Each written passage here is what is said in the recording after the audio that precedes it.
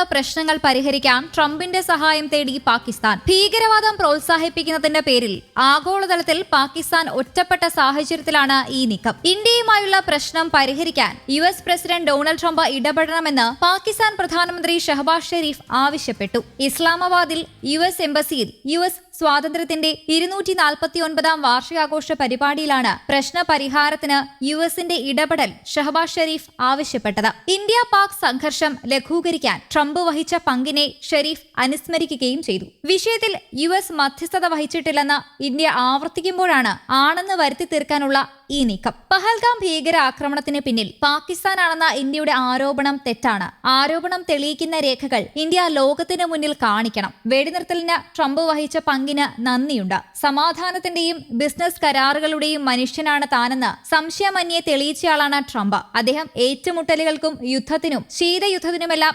എതിരാണെന്നുമാണ് ഷഹബാസ് ഷെരീഫ് പറയുന്നത്. നേരത്തെ പാക് വിദേശകാര്യമന്ത്രി ബിലാവൽ ഭൂട്ടോ സർദാരിയും വെടിനിർത്തലിന്റെ ക്രെഡിറ്റ് ട്രംപിന് നൽകിയിരുന്നു. ഇന്ത്യ പാക് വെടിനിർത്തലിന് മധ്യസ്ഥത വഹിച്ചത് താനാണെന്ന് 10 സ്ഥലത്തെങ്കിലും ട്രംപും പറഞ്ഞിട്ടുണ്ട്. അദ്ദേഹം അതിനുള്ള അംഗീകാരം അർഹിക്കുന്നു. കാരണം അദ്ദേഹത്തിന്റെ ശ്രമങ്ങൾ വെടിനിർത്തൽ നടപ്പാക്കാൻ സഹായിച്ചിട്ടുണ്ട്. വെടിനിർത്തൽ നിലനിർത്താൻ പാകിസ്ഥാനെ സഹായിക്കാൻ USനാകുമെങ്കിൽ ഇന്ത്യയുമായി ഫലപ്രദമായ ചർച്ച സംഘടിപ്പിക്കാനും US സഹായിക്കുമെന്ന് ന്യായമായും കരുതാമെന്നുമാണ് ബിലാവൽ ഭൂട്ടോ പറഞ്ഞത്. എന്നാൽ മധ്യസ്ഥത വഹിച്ചുവെന്ന ട്രംപിന്റെ വാദം ഇന്ത്യ അന്നേ തള്ളിയതാണ്. ഇന്ത്യ പാക് സംഘർഷം അവസാനിപ്പിക്കാൻ US മധ്യസ്ഥത വഹിച്ചെന്ന് ഡൊണാൾഡ് ട്രംപ് ആവർത്തിച്ച് പറഞ്ഞതും കഴിഞ്ഞ ദിവസമാണ്. സംഘർഷം അവസാനിപ്പിക്കാൻ വ്യാപാര കരാർ ഉപയോഗിച്ചുവെന്നാണ് ട്രംപ് ഭരണകൂടം പറയുന്നത്. US commerce secretary Howard ലുഡ്നിക് US കോടതിയിൽ നൽകിയ സത്യവാങ്മൂലത്തിലാണ് ഇക്കാര്യം വ്യക്തമാക്കിയിട്ടുള്ളത്. ഇതോടെ ഇതുവരെ പ്രസ്താവനകളിൽ മാത്രമായി ഒതുങ്ങി നിന്ന അവകാശവാദങ്ങൾക്ക് ഔദ്യോഗിക സ്വഭാവം കൈവന്നു. അതേസമയം ഇരു രാജ്യങ്ങളും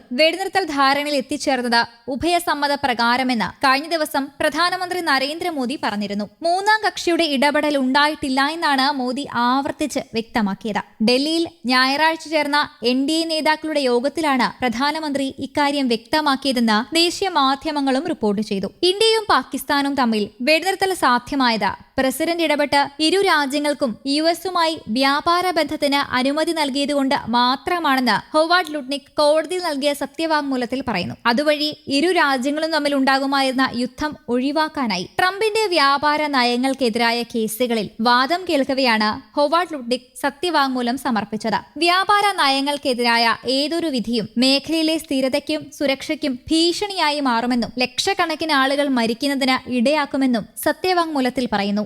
ന്യൂസ് ഡെസ്ക്, കേരള കൗമുദി.